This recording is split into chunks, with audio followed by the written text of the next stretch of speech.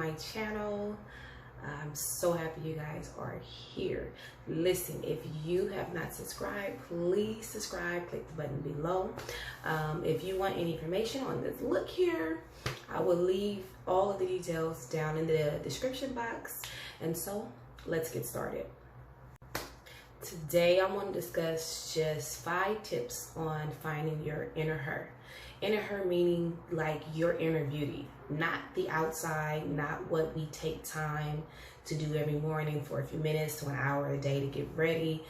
As for my channel, for bougie mommies, like one thing I love to do with women is to help them rediscover who they are through makeup. But it's a process that begins from the inside out. You know, in order to get your inner beauty to show outwardly, you have to find and discover what that is. And so I'm going to give you 5 tips on what, you know, just how God, you know, helped me work through my insecurities, my past, things I've been through to get me to where I am now today.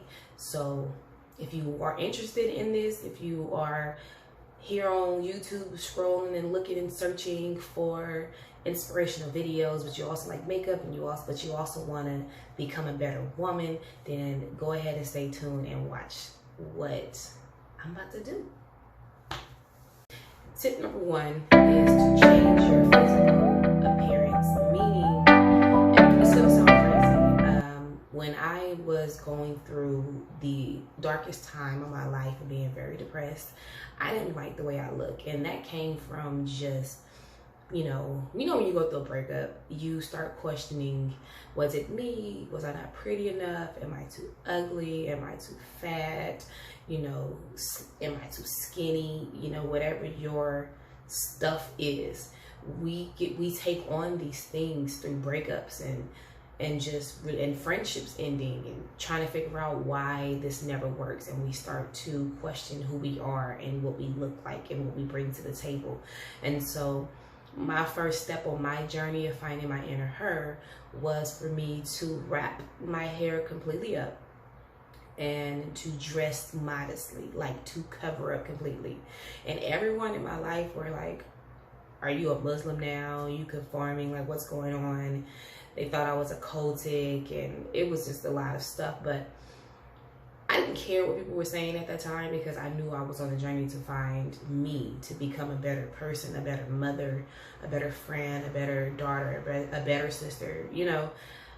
So I didn't care what people thought at the time. I thought it was really weird when, you know, God told me to do this specific, like, assignment to cover my hair up completely, a hair wrap, and to dress modestly. So I did it, even with my, you know, not understanding it. I did it. And then I had to go in public. That was part of the assignment, to do it and to go in public. And guys, I want to tell you that experience was amazing. To be able to walk down the street, get on a bus, or just be in public, period, and men not look at you like a butterball turkey on Thanksgiving and we're all dying waiting to eat, but we gotta wait for cousin Earl to get there before we can cut that turkey because grandma not allowing you to, but everybody at the table talking about it. Look how good it looks. Ooh, it's so juicy, it's buttery, you know, just that whole men sometimes can make us women feel just naked, and then it brings up all of our insecurities, and then we walk with our heads down. You know, we're trying to walk through certain lights and streets and stores because we don't like that feeling, to be honest. And I don't know if that's all women, but that's just for the women I'm saying of where they're at in their life when, you know, they're now at a place of wanting better. So again, my first tip is to change your appearance. Why? Because it forces you to figure out a way of being sexy without dressing sexy.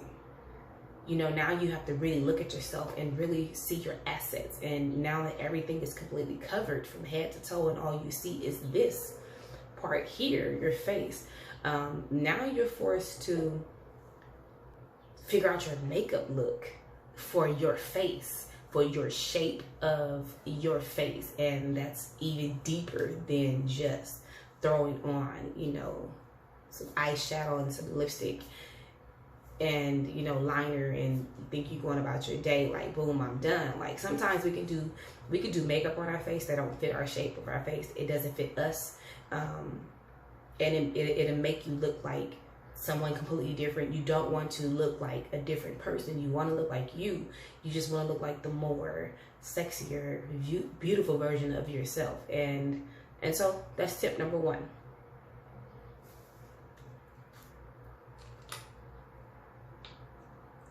Tip number 2 is this part here. You're going to write down your growth, your personal growth. You're going to make a journal, kind of like a vision board of how do you see yourself, you know, and what or who do you see yourself being or supposed to be when you're healed. This is so important.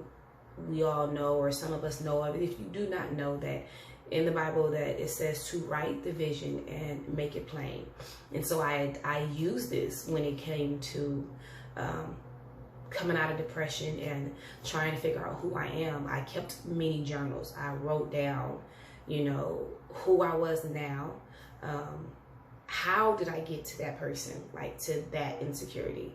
I wrote down even what situation or what relationship created that insecurity. Which really helped a lot, because when you can go back and pinpoint where you lost yourself at, then you know where to pick yourself back up at. And so that's what's important about that part too. So that's key, writing down, you know, your personal growth, and then write down where do you see yourself, you know, finished, in your finished state, you know, once you're done with this journey. And, you know, your journey could be a few months. It could be, for me, it was 1.5 years of a journey to get me to a place of confidence, of like a real confidence, not the confidence that you create to, like, you know, I crack a joke first about me so nobody else will do it, you know, not that type of confidence, but authentic, real, true confidence, knowing that, you know what, I may not be everybody's cup of tea, but baby, I'm somebody's cup of tea. And when they find that tea, it's the best taste of tea you're ever gonna get. So to get that confidence, it took me about 1.5 years to get there. So yeah, I wrote down who I see myself as, and then I wrote down and I asked God, who do you say I am? And that's so important. So, you know, for me, I wrote that down on my mirror, because that was the thing I looked at every morning when I first woke up. And it was like my morning affirmations, like, I am beautiful, I am special, I am more than enough, I am, you know, I'm a wife. I may not be married yet, but you don't find, you know, you don't become a wife when you get married. You are a wife before marriage. And so I wrote those things in my mirror, and that could be something that you can do. It really helped me. It was very beneficial for me. It was just something about it that just, to wake up every morning and see these affirmations. And every morning I would wake up, I would add another one on there with my lipstick, you know, and I put it in the shade of what I was feeling. And so when people look at it, like, how does makeup go hand in hand with finding your inner her? It does go hand in hand. You know, that makeover is not just the makeup on your face physically, that a makeover is inside out. And so that's how I tie in, you know, finding your lipstick, finding your beauty. So get you the lipsticks that, let's see, like, call out to you, that you really feel and drawn to, that you feel that it's you, and use those lipsticks every day to write the affirmation on who you are. Okay. Tip number 3 is ask yourself, would I date myself? I know that is probably the most scariest thing to ask, but it's so needed. It's so important, because when we're looking for, you know, a potential mate, boyfriend, husband, spouse, we want them to like treat us like queens, and we have these expectations and these standards. And the truth be, half the time is that we don't even know who we are or what we like, what we don't like. Like, for me, I didn't know how I wanted to be dated, like how I wanted to be treated on a date. One, I didn't do many dates before anyways. I always just like, oh, we're good, we got a good vibe, we got good chemistry, boom, now we're in a relationship. Like, it was just here, there, point A, point B, you know, there's no in-betweens. We didn't try to figure out anything. And so this was key. was, you know, for me to find out what I like, what I don't like, and the version of me that I am giving to a mate, a friendship, a relationship. Would I date myself? Did I like who I seen in the mirror or who I was giving to people? Like, and it's always good to self-analyze. It's always good to self-analyze. You can have confidence all the time, and that's key, and that's good, and it's okay. There's nothing wrong with being very confident, but being confident in knowing who you are creates an even more in-depth, like it gives you,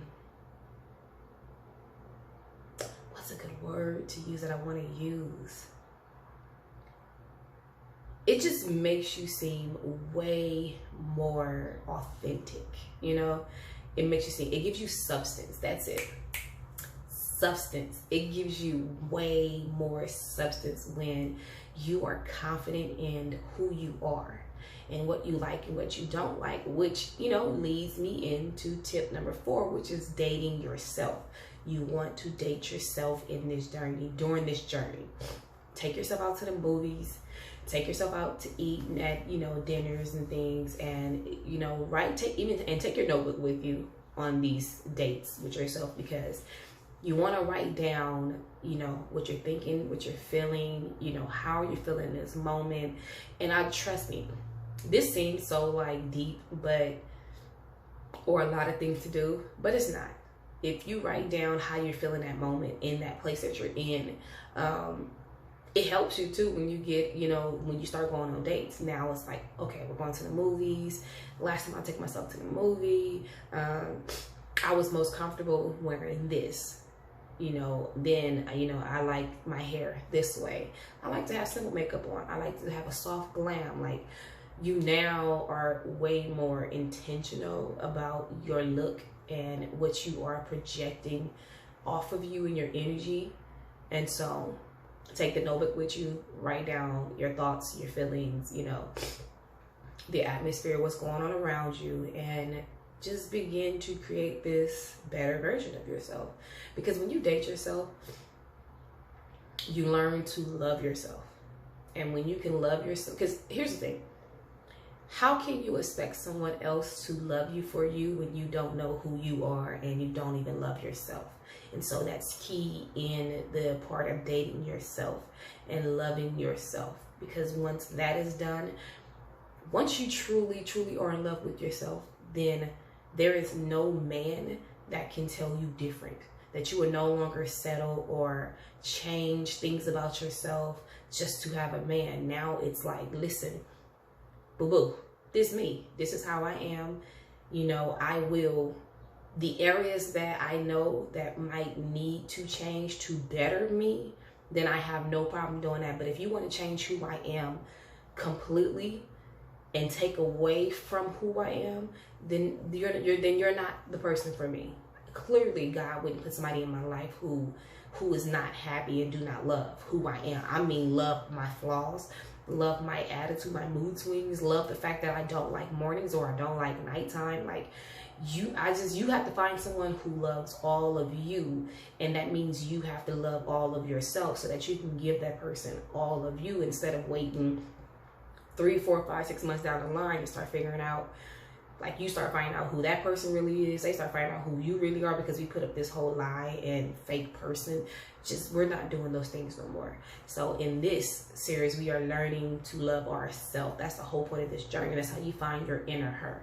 Your inner her is your inner femininity part, like the part of you that makes you feminine, even the masculine part that accentuates your feminine side. Like, a husband, a boo should be like an accessory to your clothes. Like, you should already be a completed outfit, and now you just want that, like, that perfect accessory, that perfect necklace, watch, ring, earrings, whatever that accessory is. That's what a man should be to you. A man should complement a completed work. You understand what I'm saying? So that's key. And so my last and final tip is to begin to give up the idea of what society says as a woman you should be or we should be.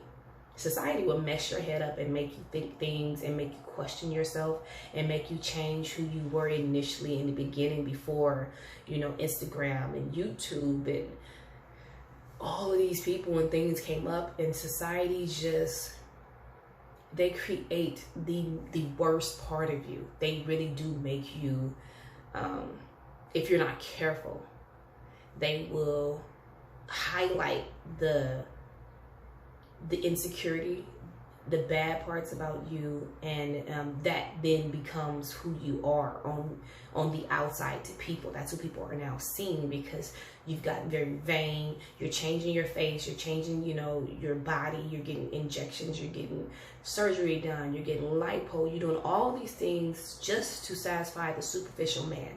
And that's very unhealthy, very, very unhealthy. So the last tip is just to literally let go of the idea of what society says you as a woman should walk, should talk, how you should carry yourself.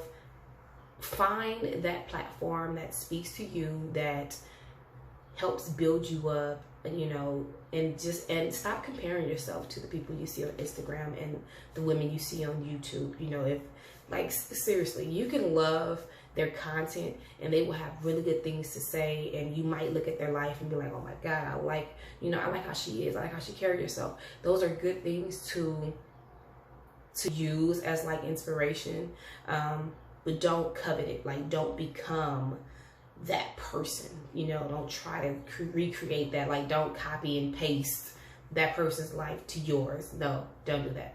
That's not okay.